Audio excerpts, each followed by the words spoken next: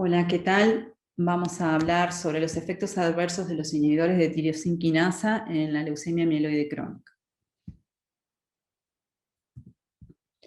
Como ustedes saben, tenemos diferentes drogas disponibles a nivel mundial. Si bien en Uruguay contamos con el imatinib, nilotinib y dasatinib de primera y de segunda generación, aportados por el Fondo Nacional de Recursos según las normativas, a estas dosis establecidas según se plantean en primera o en segunda línea. Contamos también con la posibilidad eventual de traerlos por recursos de amparo y o compasivo al bosutinib y al ponatinib. Ustedes conocen las recomendaciones del Grupo Europeo de la Leuquimia NET, donde ellos aquí plantean las diferentes líneas de tratamiento y las posibilidades de cambio, y los cuales son las metas, que las metas hoy en día es lograr la mejor respuesta posible a nivel molecular, citogenética o hematológica, citogenética y molecular, llegando a lo que antes se planteaba como respuesta molecular completa. Hoy en día se habla profunda y hay que aclarar cuál tipo de logaritmo es. Lo ideal es de sea 4.0, 4.5 y tener en cuenta los efectos adversos. En ese sentido es que la Leuquimia NET plantea como algo importante tener en cuenta que hay que tratar de preservar la calidad de vida de los pacientes y considerar siempre cuando uno indica el tratamiento las diferentes comorbilidades. Acá tenemos los diferentes ITKs, que serían de primera, segunda y tercera generación. Este es un esquema de cómo actúa el imatinib específicamente a nivel del dominio quinasa de CRABL.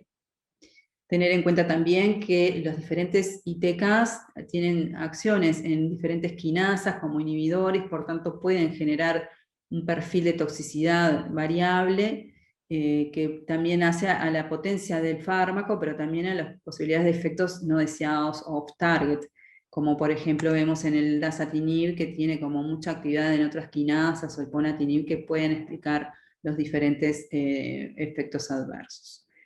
Una pregunta que se hace la comunidad científica es cuál es la mejor dosis. En general, hasta la fecha se acepta las dosis aprobadas por los diferentes estudios pivotales, ¿no? El IRIS, bueno, en STEM, etcétera, etcétera, que ustedes habrán analizado en las clases previas, y bueno, son así que se plantean para primera y segunda línea o situaciones particulares la dosis óptima, pero en vistas a que se han planteado en la vida real posibilidades de lograr una buena respuesta con menor toxicidad, que se está planteando la posibilidad de disminuir la dosis en alguna situación, o quizás eventualmente en todos los pacientes, pero hoy en día no está de esto del todo establecido. Por ejemplo, en dasatinib hay trabajos del MD Anderson que plantean muy buenas respuestas y con perfil de toxicidad mejor, con dosis diarias de dasatinib a 50. También plantean de usar el nilotinib a 300 miligramos en segunda línea, cuando hoy en día se utiliza 400 cada 12. La otra posibilidad es el ponatinib, planteándose que, bueno, estrictamente la dosis del estudio que dio la aprobación fue a 45 miligramos, pero sabiendo que hay una posibilidad de eventos trombóticos, sobre todo arteriales, por ende hay trabajos ya con resultados que están mostrando que la reducción a 15 miligramos es buena. De todas formas, también hay que decir que es como más lenta la posibilidad de producir una respuesta molecular mayor. Ustedes deben conocer los diferentes efectos adversos de las drogas, las más frecuentes. Con respecto al imatinib, se plantean como efectos que son bastante manejables. El paciente a veces se acostumbra o los resuelve con el correr de los meses, que pueden ser fatigas, mialgias y retención hídrica.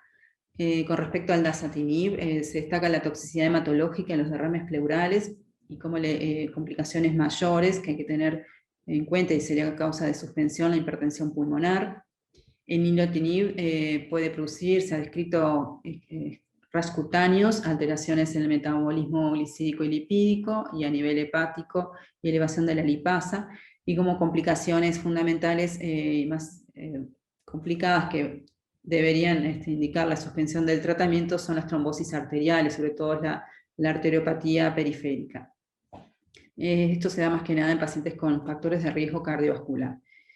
El bosutinib fundamentalmente da alteraciones gastrointestinales, con diarreas, náuseas o alteraciones de las enzimas hepáticas, y el ponatinib da toxicidad hematológica, rayo cutáneo e hipertensión arterial, y lo más temido es los eventos trombóticos y la pancreatitis. En este esquema vemos lo que sería la comparación entre la percepción de los síntomas o algunos efectos adversos en relación al paciente y al médico. Como vemos, en blanco sería que hay acuerdo. Donde hay más acuerdo quizás son en aquellos efectos adversos que al médico quizás le preocupa, como la parte gastrointestinal, porque puedan tener dolor abdominal, o cefalea, o diarrea, o problemas cutáneos. No tanto así cuando el paciente le refiere como calambre, fatiga, y hay como una cierta discordancia. Este esquema lo que muestra que cómo los médicos plantean, en caso de poder realizarlo, ¿no? Fundamentalmente en primera línea, cuál sería la opción de qué tipo de ITK van a solicitar. Como vemos, la gran mayor parte contestan de que, bueno, es por la efectividad, donde se plantea el nilotinib y el dasatinib como los más potentes y efectivos. Algunos usan más el imatinib por la familiaridad, y como vemos, realmente no hay mayor pensamiento en relación a las comorbilidades, y no hay mucha diferencia entre ellos, si bien en el caso de que las tengan y hayan pensado, sería como más a favor del imatinib. Este esquema, no puse la ficha, pero es un trabajo, un artículo de Cortés. En la plataforma ya tienen variada bibliografía, están todos los artículos para que puedan revisar, muy interesantes. Cada ITK y cada tema tiene mucha bibliografía, y bueno, me pareció importante mostrarlo. Después lo miran con detención. Es un algoritmo para los pacientes recientemente diagnosticados con leucemia mieloide crónica en fase crónica. ¿Qué elementos debemos tener en cuenta? Como dijimos, las comorbilidades todas, haciendo mucho hincapié en lo que es lo cardiovascular, ¿no? lo gastrointestinal, lo lipídico, hepático, diabetes, etc. Las metas del paciente, es importante ver la edad del paciente, a qué objetivos eventualmente vamos a lograr, si es mejorar la sobrevida libre de enfermedad, eventualmente a llevarlo a un TFR, ¿no? A una remisión libre de tratamiento, etc. La disponibilidad del tratamiento, como dijimos, en Uruguay contamos con imatinib en primera línea, pero en alguna situación eventual se podría hacer como la solicitud. Y bueno, obviamente que el costo, y a veces incluso algunos pacientes lo plantean porque bueno, no se toman una vez al día, otros dos. Y ahí vamos a definir si es de primera generación o de segunda generación. El imatinib, como ustedes ven acá, después pueden repasar que se ve una vez al día, se debe dar con la comida. Es verdad que es un fármaco que ya tiene varios años, ya alrededor del 2005 está en el país, 2006. Hay muchos datos con respecto a las evoluciones. Tiene bajo riesgo de enfermedades oclusivas arteriales.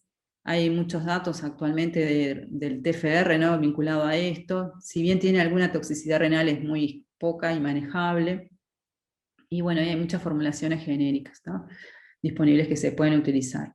Los de segunda generación, que son el dasanilo y el bosutinib, es verdad que dan una respuesta molecular de más cantidad, con más profunda y más rápida, que eso es importante en algunos pacientes de alto riesgo, jóvenes que queremos llegar rápido al objetivo para también quizás evitar pues llevarlos a un TFR. Y bueno, y esa posibilidad de que tengan esa clona allí, que pudieran evolucionar a una fase más acelerada blástica. Y hay bastantes datos actualmente de estudios prospectivos para el TFR, sobre todo con nilotinib. No hay datos con bosutinib a la fecha. El dasatinib, ya saben que bueno, se da la dosis habitual en fase crónica, son 100 miligramos, una vez al día, con o sin comida. Hay datos disponibles, pero bueno, son fármacos que tienen menos evolución que el otro, tiene el riesgo del derrame pleural, la hipertensión pulmonar, los eventos arteriales. Y como vimos, la dosis óptima, si bien se establece 100 miligramos, todavía no es cierta, puede haber algún cambio con ese respecto. Con respecto al nilotinib, se da 2 veces al día, 300 cada 12 horas en fase inicial, con el estómago vacío. Hay datos importantes de la literatura. También tienen posibilidades de eventos arteriales oclusivos y más que nada el riesgo también de un síndrome metabólico. Y el bosutinib se da 1 vez al día también con comida, y algunos datos tienen menor riesgo y, como dijimos, más frecuentes diarreas, pero se puede manejar, usualmente es leve.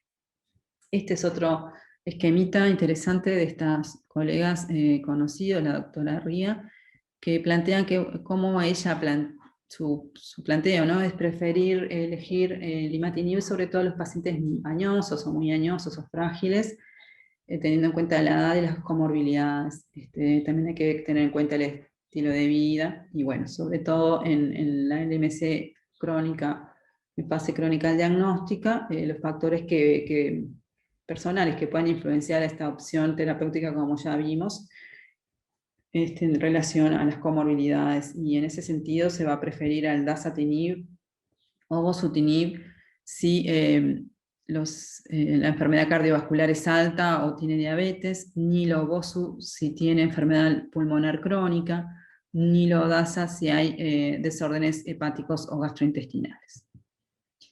Esto es una tablita donde vemos las diferentes toxicidades según los ITKs. Como vemos acá, más que nada las hematológicas las dan todos, pero el dasatinib da más. Los edemas se ven fundamentalmente con el imatinib. La hipertensión pulmonar es exclusiva del dasatinib, derrames pleurales fundamentalmente con el dasa, diarrea con todos, la hepática más que nada con el imatinib y el nilo, no está puesto el bosutinib. La pancreatitis más que nada puede verse con el nilotinib, hiperglicemia nilotinib. La prolongación de QT es un elemento importante a tener en cuenta, se puede dar con los de segunda generación. La trombosis también, más que nada con el nilo. El rash en todos, pero más que nada con el nilo. Músculo esquelético a nivel de imatinib, y alteraciones en el filtrado glomerular, más que nada con el imatinib. Entonces acá van a encontrar diferentes esquemas o sugerencias de cuál ITK elegir de primera línea basados en las comorbilidades. Entonces, si tenemos diabetes, ¿qué vamos a preferir? El imatinib, el dasa o el bosu, evitamos el nilo. Si tenemos enfermedad pulmonar o hipertensión arterial pulmonar, vamos a evitar el dasa. Si tenemos problemas gastrointestinales, evitaremos el bosutinib y el imatinib, si pudiéramos. Cardiovascular, vamos a evitar el nilo y el dasa. Enfermedad arterial periférica, evitaremos el nilotinib. Hepática, evitar el bosutinib. Y renal, evitaríamos el imatinib y el bosutinib.